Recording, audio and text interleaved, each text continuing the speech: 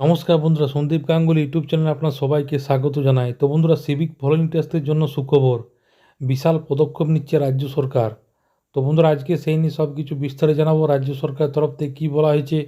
তো বন্ধুরা, সেই জন্য ভিডিওটি প্রথম থেকে শেষ পর্যন্ত অবশ্যই দেখবেন। আর যদি বন্ধুরা চ্যানেলটি নতুন হয়ে থাকেন তো বন্ধুরা চ্যানেলটি অবশ্যই সাবস্ক্রাইব করবেন, যাবতীয় কিন্তু লেটেস্ট নিউজ পাওয়ার জন্য। তো বন্ধুরা, তৃণমূল সরকারে আসার পর পশ্চিমবঙ্গে সিভিক ভলেন্টিয়ার নামে নতুন একটি পদ তৈরি করা হয়েছে। রাজ্য সরকারের তৈরি এই নতুন পদে বর্তমানে প্রায় 1,20,000 সিভিক ভলান্টিয়ার্স কর্মরত। এই বিপুল সংখ্যক সিভিক ভলান্টিয়ার্সদের জন্য একটি সুখবর আসতে চলেছে খুব তাড়াতাড়ি বলে সূত্রের খবর।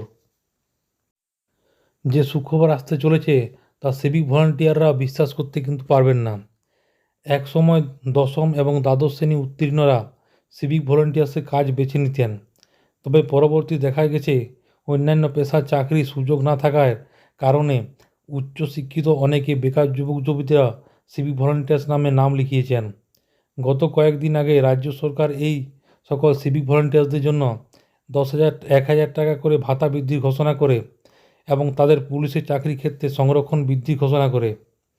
রাজ্য সরকারের তরফ থেকে সিভিক ভলান্টিয়ার্সদের এই সকল সুখবর দেওয়ার পাশাপাশি এবার তাদের সরাসরি জুনিয়র কনস্টেবল পদে নিয়োগের বিষয়কে উদ্যোগ নেওয়া হচ্ছে বলে সূত্রের খবর।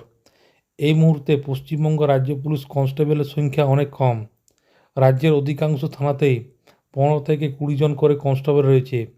এদিকে সামনেই যখন লোকসভা নির্বাচন, তখন আইন শৃঙ্খলা রক্ষার বিষয়টি চিন্তা বাড়াচ্ছে, আর তারই পরিপ্রেক্ষিতে এমন উদ্যোগ নেওয়া হচ্ছে বলে জানা গিয়েছে।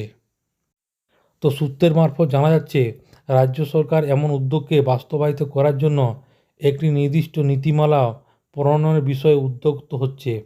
এর ফলে ভোটের আগে যেমন নিচুতলার পুলিশ কর্মীদের অভাব দূর হবে, ঠিক সেই রকম আবার সিভিক ভলান্টিয়ার্সের পদে উন্নতি হবে। সিভিক ভলান্টিয়ার্সদের জুনিয়র কনস্টেবল পদে নিয়োগ করা হলে তাদের দীর্ঘদিনের বেশ কিছু দাবি দেওয়া পূর্ণ হবে। কেননা এই সুযোগকে কাজে লাগিয়ে তারা জুনিয়র কনস্টেবল হবেন, তাদের চাকরি স্থায়ী হবে, তাদের বেতনও কিন্তু বৃদ্ধি পাবে। ফলে রাজ্য সরকারের তরফ থেকে এমন পরিকল্পনা গ্রহণ করা হলেও বেশ কিছু কিন্তু সমস্যা রয়েছে। যেমন বেশিরভাগ সিভিক ভলান্টিয়ার্সদের বয়স এখন 30 পার হয়ে গিয়েছে। তাছাড়া কনস্টেবল হিসাবে নিযুক্ত হওয়ার ক্ষেত্রে যে উচ্চতার প্রয়োজন, তারও একটি সমস্যা কিন্তু তৈরি হতে পারে। তো পাশাপাশি সিভিক ভলান্টিয়ার্সদের নিয়োগ করার সময় আলাদা আলাদা করে ট্রেনিং দেওয়া হয়নি। এক্ষেত্রে সিভিক ভলান্টিয়ার্সদের জুনিয়র কনস্টেবল পদে নিয়োগ করার ক্ষেত্রে আলাদা করে ট্রেনিং দিতে হবে।